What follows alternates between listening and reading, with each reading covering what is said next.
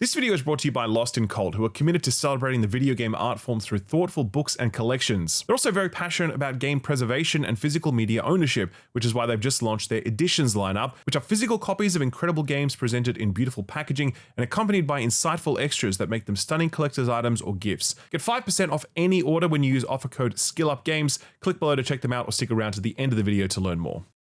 Gamers, happy Gamescom week. It's all happening right now between the opening night live, the Future Games Showcase, about a dozen other smaller showcases, not to mention a 45-minute long Nintendo Direct dedicated to one game, Kirby Air Riders.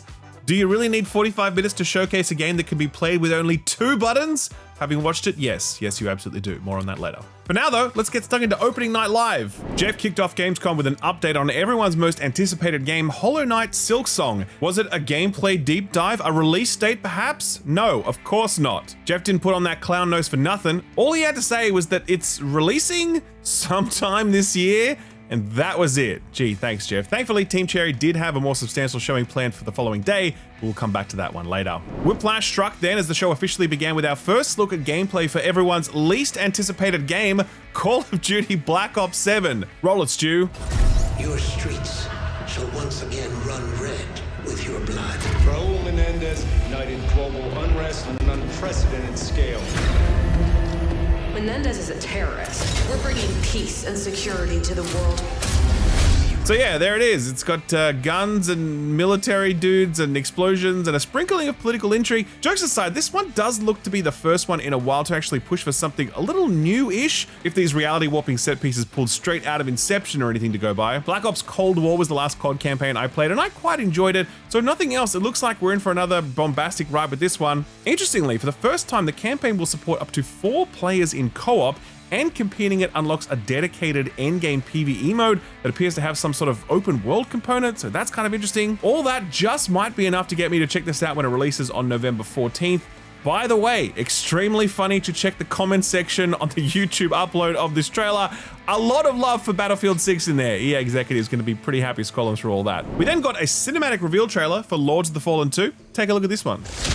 But you, lamp bearer, something stirs within you. Something ancient. Not bad, looking unapologetically edgy as the first one was. Lords of the Fallen was sort of okay, a decent Souls-like by most accounts with a cool art style and an interesting dual world conceit thing going on. Though its launch was met with a mixed reception on account of its somewhat clunky combat, rough performance, and broken co-op. I'm told that it has been improved a lot with subsequent patches. Hopefully the studio can take their learnings and really come out swinging with the sequel. Gonna have to wait a little longer for this one though, as it's slated to come out sometime next year. We then got our first look at the Sekiro anime, and I would show you footage, but that would probably get this video copy struck, so you have to settle for stills. Honestly, it looks low-key awesome, so it's worth giving that one a Google. No release date for this one yet either. After that was the reveal of Lego Batman Legacy of the Dark Knight, which might be the best thing to come out of this entire showcase. Show 'em, Stu.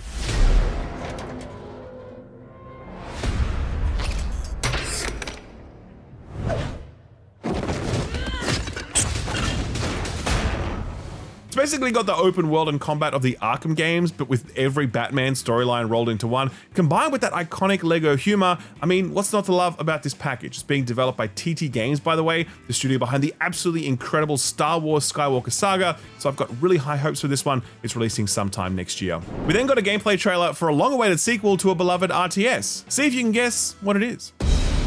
We have fought the enemies of humanity across 1,000 worlds.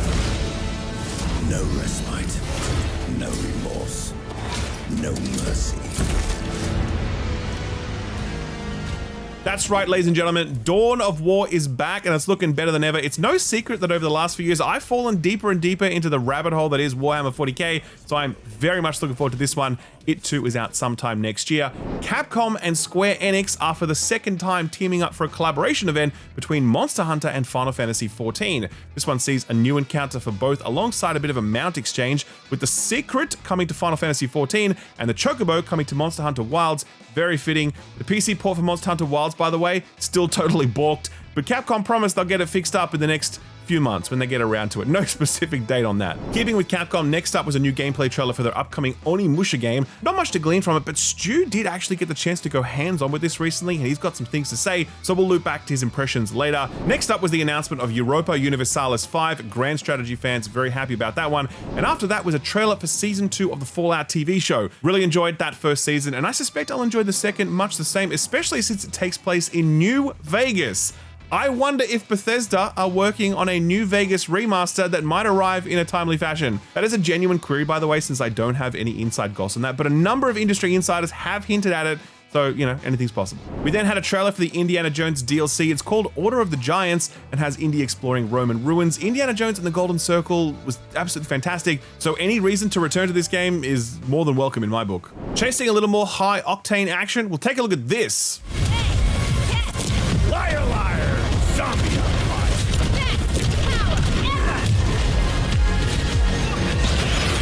Oopsie! They're wrecking our ride! Could use some help now. This is John Carpenter's Toxic Commando, a co-op FPS that channels all the camp, humor, and over-the-top gore of 80s horror. The gunplay looks super satisfying, which should come as no surprise given it's being developed by Saber Interactive. Loved Space Marine 2, and very much looking forward to this one as well. Switching gears now, we've got a surprise reveal from Zaum, the studio behind Disco Elysium. Though how many people remain at that studio who actually worked at Disco Elysium is a matter of speculation. Regardless, let's take a look. Brilliant. Relentless. Magnetic.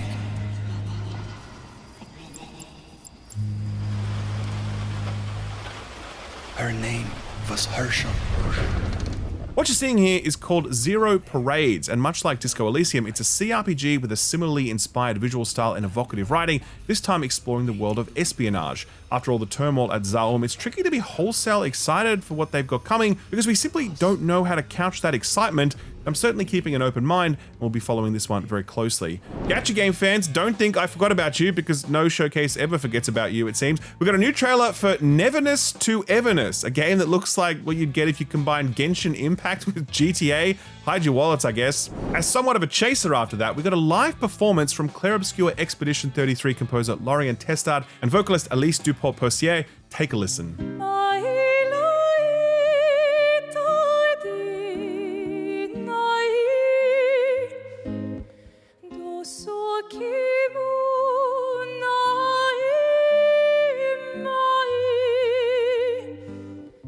A beautiful performance of one of the best video game soundtracks of all time. Really bummed I couldn't be there to see it in person, but hey, fingers crossed they'll do it again at the Game Awards. Ninja Gaiden has been getting a lot of love lately with the Ninja Gaiden 2 Black Remake and Ninja Gaiden Ragebound. So in keeping with that, we got another gameplay trailer for Ninja Gaiden 4. Looks very slick indeed. That one's dropping October 21st, by the way. Then it was time for a couple of live service reveals courtesy of NCSoft, because apparently we still haven't got enough of those. First cab off the rank was Cinder City, which I guess is their take on The Division, but with zombies and mechs and vehicles, and yeah, it's a lot. It's got a lot of first descendant energy, which is to say that I don't have particularly high hopes for this one. Same could be said of NCSoft's next reveal, Time Takers, which is, we'll let the trailer speak for itself. I thought I died. Instead, I was given a second chance in a strange world, alongside rogues from across the timescape. So yeah, this is another one of those games, you know the ones. The top comment on this trailer, by the way, is, can we get a date when the servers are getting closed? And yeah, I mean, it's hard to look at this and not think the same thing. Hey, remember Dante's Inferno? It's back. Well, not really, but kind of. We saw a pre-rendered trailer for La Divina Commedia, which, yeah, totally has Dante's Inferno energy, but we'll have to wait to see some actual gameplay to see if it lives up to its inspirations. You know what did get some gameplay? Vampire the Masquerade Bloodlines 2, which to everyone's surprise, is a real video game that still exists somehow. Oh my, I think I know what you are. That's right, after years of development hell, this thing is actually finally releasing, probably. IGN recently put up an exclusive hands-on impressions video, and it does look okay. Cool setting and story, but a bit lacking on the combat front. Most disappointing though, it's been revealed that the game is paywalling 2 of its available 6 class types. You'll need to fork out an extra $20 US if you want to get the full gameplay experience here. And honestly, I feel like we were kind of past this bullshit a long time ago, but I guess bullshit business practices are as immortal as vampires themselves. Anyway, still a lot of question marks around this one, but I guess they'll all be answered when the game arrives on October 21st this year. We then got some expansion trailers, one for Cult of the Lamb titled Woolhaven, that one releases early next year, followed by Kingdom Come Deliverance 2's second expansion titled Legacy of the Forge, which appears to introduce a housing system, very nice. Speaking of housing, that's the headline feature of World of Warcraft Midnight, the MMO's upcoming expansion, which was officially revealed here at Gamescom with a cinematic trailer. Blizzard then had their own showcase afterwards, which went into more detail, talking about the new housing feature, a new race, new specializations, and of course, new zones, dungeons, and raids to plunder. Austin's been following this one quite closely and he's looking forward to jumping in. Expect a review from him sometime after it releases later this year. Toward the end of the show, we got this cool looking reveal trailer for a PvPvE horror game called Project Spectrum. Not much is known about this one, but it looks appropriately spooky and atmospheric. I'm into it. That was then followed by a new game from Wargaming called Heat, which is basically World of Tanks dialed up to 11. And I mean, yeah, just look at the trailer.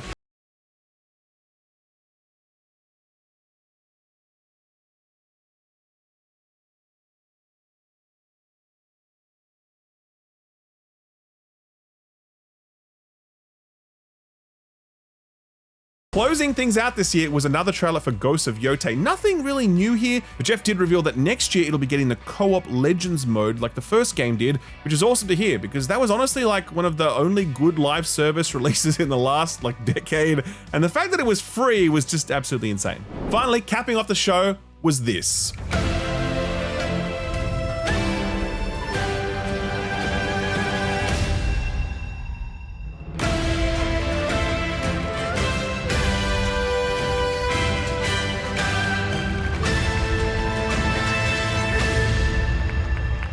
Yes, this is the next title from the Black Myth Wukong developer. It's called Black Myth Zhongkui. It's another single-player action RPG that explores the world of Chinese myth and folklore. That's about all we know about this one right now, because I think that's all the developers themselves know about it, since they freely admitted that the game is very early in development, but they wanted to announce something on August 20th because that's a special day for them or something. Very weird. And that concludes Gamescom opening night live. It was an okay showing, perhaps a tad underwhelming if you were hoping for some bombshell reveals, but still a few interesting games to look forward to over the coming year and next year. Games like Capcom's upcoming slate of releases. Between Onimusha, Pragmata, and Resident Evil 9 Requiem, they've got a lot coming over the next 6 months, and wouldn't you know it, our man Stu got to go hands-on with all 3 of those since Capcom invited us to a special session at their office in San Francisco.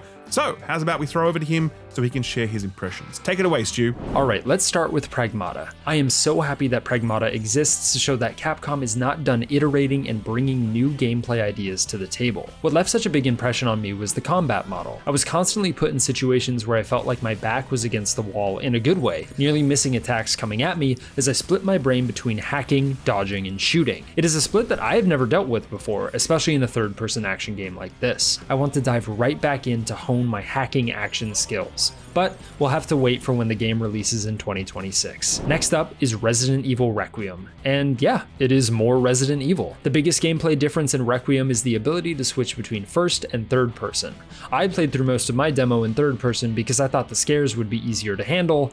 I was wrong. Another selling point is the new stalker enemy, in the vein of Lady Dimitrescu or Mr. X. It is terrifying. A giant humanoid creature with legs like a T-Rex that can burrow into the ceiling to try to get the drop on you. The greatest mystery for Requiem is how it ties into the other games in the series, and I didn't even get a glimpse of those connective tissues. I left my playthrough sweating and swearing though, confident that Resident Evil Requiem will deliver the gameplay and scares that the series is known for when it releases in February of 2026. And last but certainly not least, I got to play Onimusha Way of the Sword. Onimusha is poised to sit as an excellent counterpoint to the plethora of demanding Souls-type experiences that have flooded the market in the past couple years. It shines in its commitment to linear, fast-paced, and stylish gameplay alongside well-acted cinematic storytelling. It's an action experience first and foremost, easy to pick up and hard to master, with flashy finishers and power-up mechanics that allow Capcom to show off the real selling point of this experience, protagonist Miyamoto Musashi, as he kicks the blood off his sandals after slicing an enemy in two, or contorts his face as he locks into a blade standoff. Musashi oozes with charisma and swagger. Mechanically, the action itself is pretty straightforward. There's a cross slash and a two-handed overhead strike, with a block and a dodge as your defensive options. It may have been the difficulty selection, I chose the standard option, but by my second playthrough, I was flying through the standard soldier enemies. This didn't exactly feel like a fault of the game, however. In fact, it felt incredible to be able to link finishing moves or deflect an arrow and slice an archer down in 2 hits. Having spent some time with the remastered versions of the original Onimusha games in the lead up to my time with Way of the Sword, I have to admit I was worried that the series would take a turn into Dark Souls territory. Those familiar UI designs certainly gave me that idea, but now having played it, I know its identity is well and truly that of the traditional, flashy combat action the series is known for, and it's probably going to be all the better for it. If you want to read my full preview of Onimusha Way of the Sword, it's up on thisweekinvideogames.com. There'll be a link in the description below. Thank you, Stu. Great work. If you like the cut of Stu's jib, be sure to drop the video a like and throw a comment down below. I know he'll appreciate that. And by the way, we actually have a lot more Gamescom coverage over on the website, thisweekinvideogames.com. We've got our correspondent, Maddie Agnew, over there, and rolling out over the next few days, you can expect impressions of games from the show floor, exclusive interviews, and much more. Almost all of that stuff is free, by the way, but if you do want to sign up as a paid supporter, you'll get access to even more content and benefits, including an ad-free version of this very show. So visit thisweekinvideogames.com to check it all out. And with that, on with the video. A quick lightning round to finish off, and wouldn't you know it, the price of the PS5 is going up in the United States. I wonder why. Here's what Sony had to say, quote, "Similar to many global businesses, we continue to navigate a challenging economic environment. As a result, we've made the difficult decision to increase the recommended retail price for PlayStation 5 consoles in the US starting on August 21st, end quote. A challenging economic environment is basically code for Trump's tariffs, which are pushing up prices across the board in the United States, especially for goods that can't be quickly and easily manufactured in the US, goods like a PlayStation 5. The price of each PlayStation SKU will increase by roughly $50 because despite what Epstein's buddy tells you, US taxpayers pay for tariffs, not foreign nations. Companies importing goods pass these costs onto consumers because they aren't going to settle for smaller profit margins. Do note that the Switch 2 is now the only console that has not yet had an upward price adjustment resulting from tariffs, and it will almost certainly get one at some point in the future. So if you were thinking about grabbing one, now would be a very good time. Rod Ferguson is now the head of the BioShock franchise. For those who don't know, he was the former executive vice president of development at Irrational Games when they were working on BioShock Infinite, but left soon after its release to work on Gears of War 4 and 5, and then he moved over to Blizzard to oversee Diablo as the franchise director. Well, he's back on BioShock now. He made the announcement over on Twitter saying, quote, "Some of you guessed it, I'm returning to 2K to lead a series that's meant a lot to me as the new head of the BioShock franchise. I'll be heading up Cloud Chamber and overseeing development of the next BioShock game, along with franchise extensions like the in-development Netflix movie. While I'm excited to get started in the coming weeks, I recognize the studio restructuring is a difficult time for the team. I'm deeply grateful for the work done so far, and I'm committed to building a BioShock game we'll be proud of and that our players will love," end quote. That last part follows Jason Schreier's recent reporting around BioShock 4's troubled development, and recently he shared that layoffs at the studio have begun. Quote, "BioShock 4 developer Cloud Chamber is laying off an unspecified number of staff," end quote. Not at all unexpected given the foreshadowing done by executives during a recent town hall meeting, and surely this new leadership and round of job cuts are just the first step in what is likely to be a fairly large reshaping of the studio as it looks to push BioShock 4 to an eventual release. Roblox Corporation is in hot water now as numerous law firms in the US are planning to file suit against them in a, quote, "flood of lawsuits," end quote. According to Wired, in 2024, the company reported over 24,000 cases to the National Center for Missing and Exploited Children, with that number close to being surpassed in the first 6 months of 2025.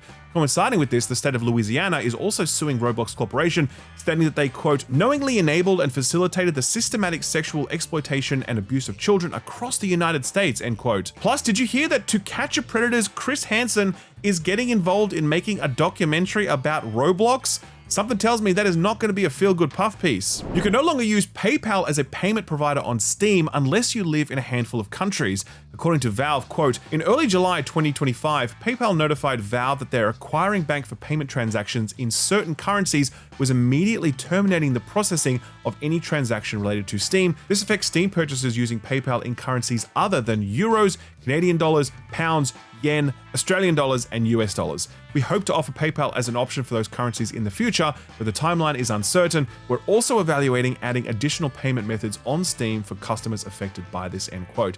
In explaining why this occurred, Valve confirmed that it was related to the recent round of delistings and censorship coerced by payment platforms. In a statement to Rock Paper Shotgun, Valve said the issue is, quote, "regarding content on Steam related to what we've previously communicated on surrounding MasterCard," end quote. Bit of brief acquisition news now, Blackbird Interactive has fully acquired the Hardspace Shipbreaker IP from their publisher Focus Interactive. Blackbird's director of comms took the stand to announce the change. Quote, "This is an exciting moment for us as a studio and the Hardspace community. Since early access in 2020, you've helped Hardspace Shipbreaker grow from a scrappy salvage sim into an award-winning game that has resonated with millions of players around the world, and now we're embarking on a new journey to create new Hardspace experiences. It's a journey we hope you'll take with us," end quote. According to GamesIndustry.biz, the studio has since revealed they're working on multiple Hardspace projects which will feature, quote, "the studio's trademark mix of evocative world building, immersive physics-driven gameplay, and boundary-pushing design," end quote. Nexon is rightfully under fire right now for creating ads for the First Descendant that use AI to clone the likeness and voices of streamers.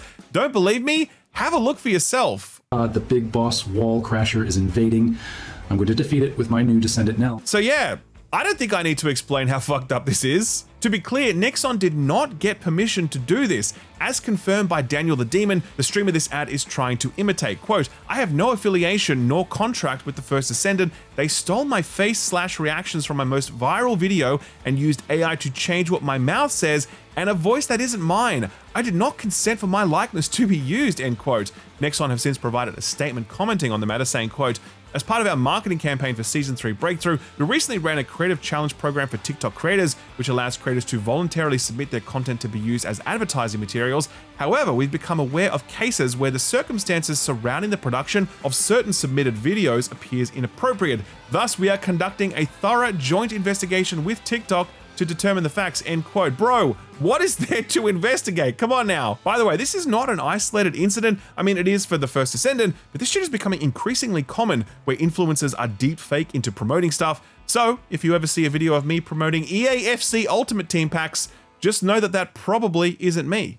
Probably. Nexon aren't the only ones interested in AI, mind you. Embracer Group's CEO cites AI as, quote, "an increasingly supportive force," end quote. This was brought up as a point of reassurance during their latest financial earnings report, in which Embracer are attempting to recover from a 31% decline in sales. No surprise, I suppose, given that this follows the loss of over 1,800 employees over the last year and a whopping 80 cancelled projects. But you know who's definitely not disappointed on the sales front? The developers of the latest gaming phenomenon, Peak. As announced by Jeff during Gamescom, Peak has sold over 10 million copies in 2 months. To put that in perspective, that's more than God of War Ragnarok sold within the same time frame, and that was the fastest selling first-person PlayStation title of all time. One hell of a debut for the studio. Congratulations to the team. Nice to see those shitty Roblox copycats haven't put much of a dent in your success. So, what got announced or delayed this week, aside from all the Gamescom stuff, of course? Well, we can't go past the insane 45-minute Nintendo Direct devoted to just Kirby's Air Riders, where Nintendo gave Masahiro Sakurai the keys to the YouTube channel and was just like, you know what, go for it, man. He literally began the presentation like this. いやー、ゲーム作りってなんでこんなに大変なんでしょうね。 The absolute aura on this man, God bless. He then expressed how weird it was that Nintendo asked him to make this game when they already had Mario Kart World, and they're essentially the same thing. And he bitched about how they unfortunately made him introduce a second button to the controls for this one. Incredible scenes, absolute cinema. Anyway, long story short, this is essentially a direct extension of the GameCube battle racing game that the OG fans loved, and it's coming out November 20th this year. It looks absolutely fantastic. Lately, it feels like we can't go a week without hearing about a new AAA action-adventure game based on East Asian mythology and built in Unreal Engine 5. We had Wuchi the Warrior from Nexon last week, and this week it's one called Swords of Legends by an outfit called Oregon based in Shanghai. It was announced just before Gamescom opening night live, but it showed up in the pre-show too. This one is actually the 4th game in a long-running Chinese action RPG series called Gujian. While those games were more stylized titles that wouldn't look out of place next to a Bandai Namco anime game from the PS3 era, this one is going hard on the UE5 hyperrealism. They said this one is coming to PC and consoles, and we can expect something character action-like with a monster capturing system. On their website, they've been very clear that this is not a Souls-like, it is not a free-to-play title, and it is not coming to mobile, which is kind of a weird thing to assert at this point, but I guess it's kind of necessary these days if you're a Chinese studio pitching a game to Western audiences. I tell you what game could use more specificity though, this Neo Berlin 2087 thing. Just take a look at some of the trailer for a bit. Did you know that black holes are extremely dense objects with such strong gravitational force that nothing can escape them? Not even light. It was nice meeting you. Yeah, likewise.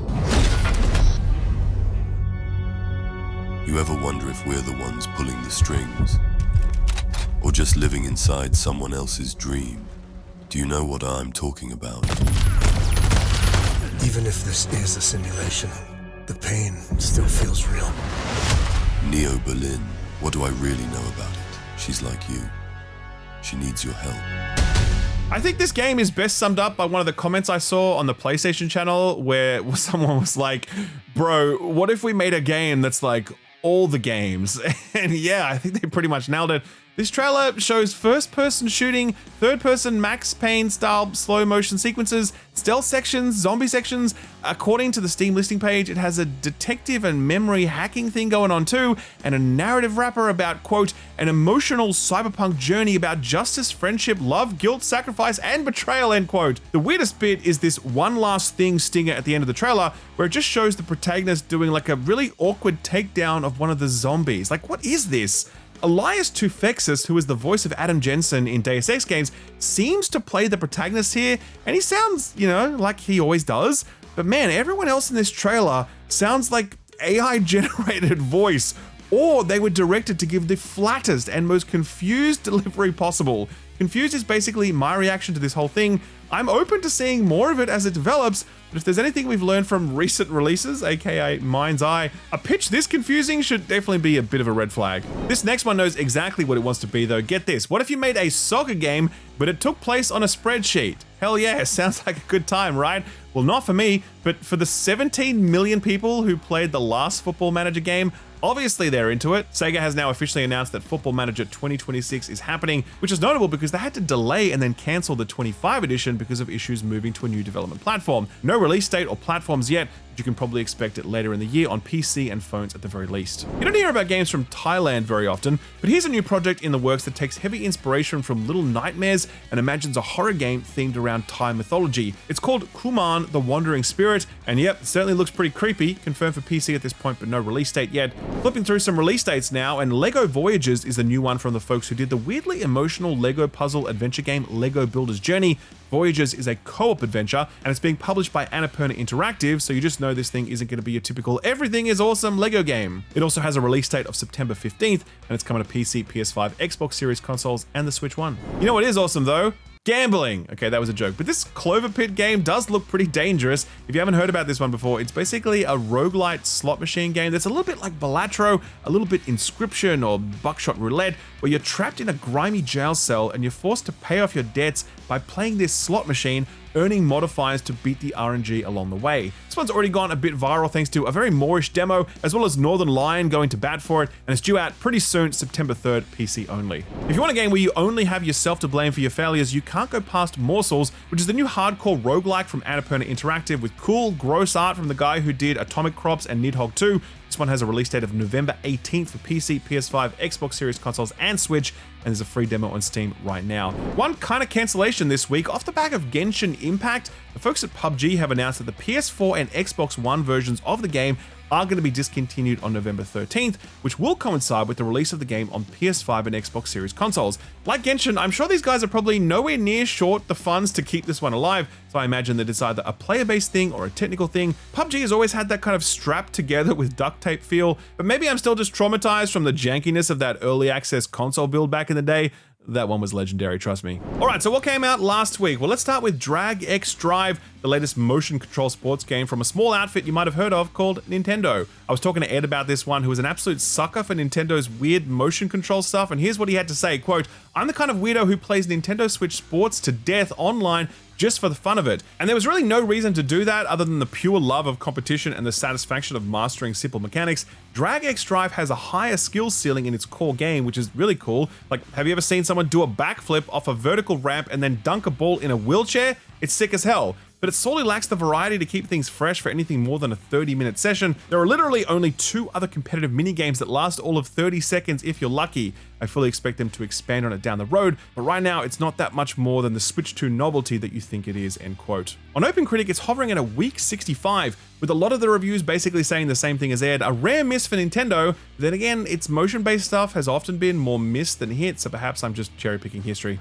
Jumping from Nintendo's weird little thing to PlayStation's weird little thing with Midnight Murder Club, competitive shooter game set in the pitch black dark, which released into version 1.0 last week. Over on Steam, this really hasn't had many new reviews since its full release dropped, so it's still sitting on mixed, and the few new reviews there are saying that it's fun when you know everyone in the lobby, not so much when you're playing with randoms. It did hit its all-time peak player count at launch, however, with just over 200 people on Steam. Yeesh.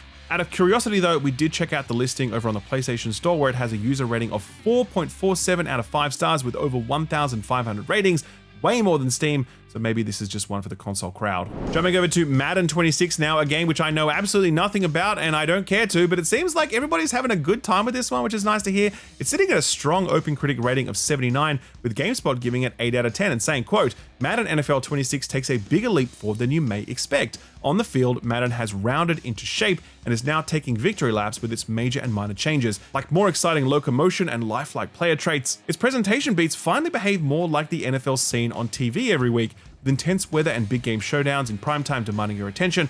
Franchise mode's RPG-like deep dive makes it feel like the destination mode it should be, and year over year it represents the most dramatic improvement I can recall in the series history, end quote. Wow. Popping our head in to check on that Dawn of War remaster that got released last week, it's doing pretty well on Steam with a mostly positive user rating, 76% at the time of writing, but that seems to be due to the enduring quality of the game itself, rather than the remaster efforts. Here's Steam user Itchy Groinosaurus, whose name I singled out because I wanted to say their name out loud. Quote, I think it's lucky Dawn of War is so great in the first place, because whilst I'm happy with all the updates, UI refresh, pathfinding much better, campaigns in one place, etc., I don't think there's a huge amount here that lets this version stand out from the previous. It's simply a refresh of a classic. If you're expecting a reimagining, this is not it. If you wanted the classic with a new lick of paint, this is it, end quote. Moving on to the beautiful Sword of the Sea now from Studio Giant Squid, whose creative director Matt Nava was also the art director on the seminal Journey. I reviewed this one and I really enjoyed it. I'll drop a link to my review in the description below, both the video version and the write-up on thisweekinvideogames.com. Everyone else seemed to love this one too. It's sitting at a mighty 86 on OpenCritic,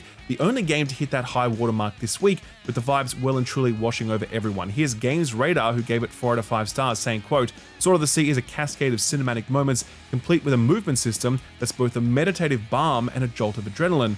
Playing Sword of the Sea is like climbing a mountain and looking back, exhilarating, reflective, and a reminder of how far you've come, end quote. Very quick whip around the early access releases now, and that solo developed roguelite FPS Void Breaker is doing well with a very positive 94% rating on Steam. Lots of people praising the game feel for this one, and Devolver's Stick It to the Stickman has hit overwhelmingly positive with 97% of reviews being positive. Lots of people talking about how fun and replayable it is. See, Devolver, they still know how to pick them. So what's coming out this week? Man, it is getting all topsy-turvy out there. Xbox games on PlayStation, PlayStation games on Xbox, dogs living with cats, mass hysteria all around. But seriously though, who'd have thought it? On Tuesday, August 26th, we've got Gears of War 1 getting the remastered and remastered again treatment, heading to PS5 as well as PC and Xbox. And then we've got Helldivers 2, PlayStation's biggest live service achievement to date, though that doesn't take much to get there. It's launching on Xbox with, of all things, a Halo ODST tie-in for Xbox and PlayStation. What a mad world, you might say. OG Halo fans are getting teary-eyed remembering the glory days of Halo and probably shelling out for all those cosmetics as well. Rewinding a bit though, it is worth mentioning 2 indies which are coming out in the middle of Gamescom this week on Thursday, August 21st. One is Herdling, that nice looking creature herding game we mentioned last week from the developers of Far Lone Sales and published by Panic. That one is coming to all platforms. We've also got Discounty, which is a little discount supermarket management game that's got a little bit of buzz on Steam off the back of a good demo, and it's also getting a release on all platforms. Jumping forward once more to Tuesday, August 26th, and we're getting a brand new game led by Julian Gollop, who some of you may know as the guy who originally created the XCOM series back in the mid-90s. He's already tried his hand at a modern interpretation of XCOM post-Firaxis, a game called Phoenix Point, but this new one is a very different take on strategy. It's called Chip and Claws versus the Brainioids, and it's a third-person Saturday morning cartoon-style take on action strategy. Imagine Pikmin, imagine Brutal Legend, imagine Kunitsugami. If you like those, keep an eye on this one. This one's coming to PC, PS5, and Xbox Series consoles, and it can also be played in 2-player co-op. Another co-op game releasing this week is the new one from Blumhouse, Eyes of Hellfire. We talked about this one last week, but to jog your memory, it's the black and white isometric game where you're trying to escape a creepy mansion. Early access release for this one on PC on the 27th of August. Okay, I had no idea this next one even existed, but Super Robot Wars Y appears to be, I shit you not, the 49th game in this long-running Japanese tactical strategy crossover series, not including the spin-off games. Not many of these have come to the West, but man, Namco knows we love anime now, so here it is, I guess. This one's coming to PC, Switch, and PS5 on the 27th, and has like every single Gundam known to man, probably. And finally, also on the 27th is Story of Seasons Grand Bazaar for PC, Switch, and Switch 2, also known to live sim fans as The Good Harvest Moon. This one's being published by Marvelous, who also did Rune Factory, which means the Switch 2 version is actually going to have the full game on the cartridge, and it's crazy that something like that is actually a selling point nowadays. Now, this next one came out a few weeks ago, but having now spent some of our downtime with it, we thought it was too delightful not to mention on the show. Plus, Lucy was gushing about it during the most recent episode of the Friends Per Second podcast, so put this on your radar. Window seat or aisle? Window. Booth or table? Booth. Lone wolf or life of the party? Ooh, now that's a tough one. This game is called Is This Seat Taken? And if you're the kind of person who gets a kick out of slick and satisfying UI and arranging things in optimal positions, then this one will absolutely be your jam. It's made by a Spanish and Belgian duo, and it's a puzzle game involving placing a bunch of little shapes in just the right place among different scenarios. So for example, a little pentagon dude might like to sit next to the window on a bus, but not like to sit next to stinky people, fair enough, while a little square might want to sit in the front row of a cinema, but also would want to sit close enough to someone that he can start stealing their popcorn. Again, fair enough. This one's actually being published by the outfit that puts out the Wholesome Games Showcase, and you can immediately understand why. Unraveling the puzzles gives you this really nice, gentle brain massage, and combined with the feedback from the sharp UI, which is just a delight to look at and use, it's absolutely a game you would play to relax and feel good. This one's out on PC, Switch, and mobile right now, and there's a free demo on Steam if you want to check it out. If you do like the look of it, we've left a link to it over on our Steam Curator page, which also has links to all of the other Put This On Your Radar stuff we've recently covered. I'll leave a link to all of that below the like button.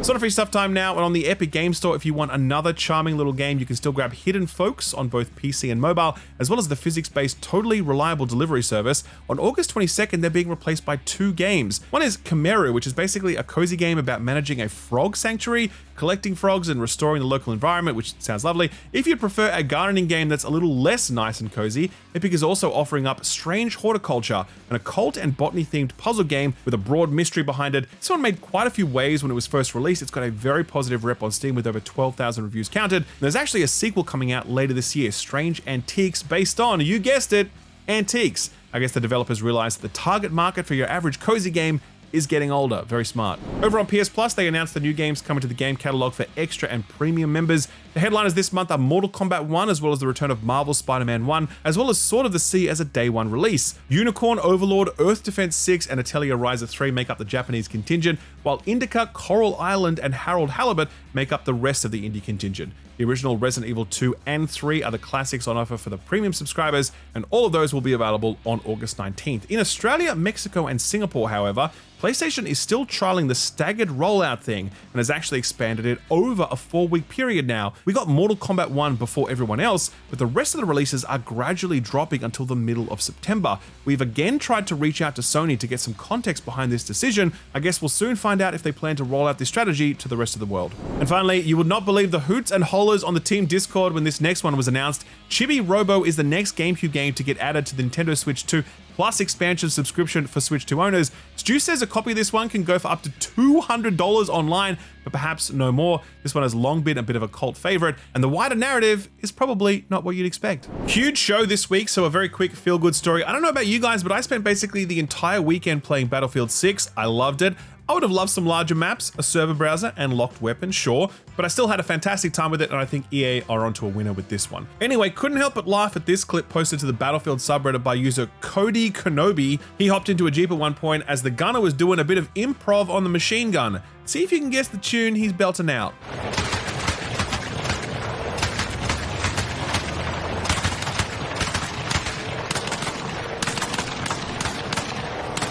Just in case you are not a Battlefield fan, that is the official Battlefield riff, gloriously recreated with machine gun fire. And the funny thing is that I actually heard someone do the exact same thing during one of my games, so So clearly this is catching on as a bit of a community thing. Anyway, that's the show for the week. A huge thank you for sticking right through to the end since we had a lot to get through. If you had a good time, we'd love it if you dropped the video a like and hit that subscribe button.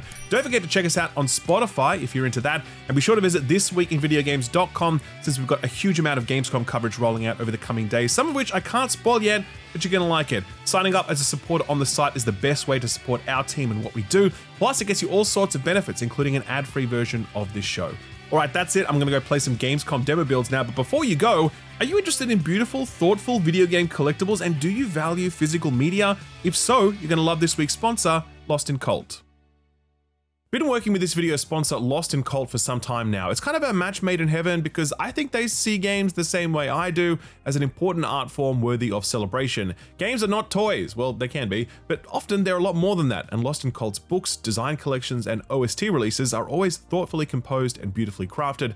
Honestly, no one else is doing what Lost in Cult is doing, and they occupy a very special place in the industry because of it. So with that approach to video games, I was rather unsurprised when Lost in Cult announced their latest initiative, a commitment to game preservation and physical media ownership, realized through the release of their Editions lineup. Editions are physical versions of some of the most celebrated games from the last few years. Games like Sam Barlow's Immortality, or Cloak and Dagger's The Excavation of Hobbs Barrow, or the absolutely hilarious Thank Goodness You're Here. These collections have all featured a physical version of the game delivered in a stunning custom designed package that would look handsome on any shelf. They also include a number of collector's items to let you learn more about and celebrate the game. Stuff like a fold-out poster, a 40-page booklet featuring insightful essays and commentary on the game, 4 high-quality art cards, and a numbered certificate of authenticity so you know you're getting the real thing. And that's important because these special edition releases are always limited. There are standard editions of these releases that you can buy at regular retail, but if you want the specially designed collector's editions, you can only get them from lostincult.co.uk. Recently, Lost in Cult added a new entry to their editions collection, Haunty, the stunning indie puzzle platformer with an art style all its own. That will soon be followed up by more as yet unannounced releases, because the editions lineup is a long-term commitment to game preservation and physical media, and Lost in Cult have no plans to stop anytime soon.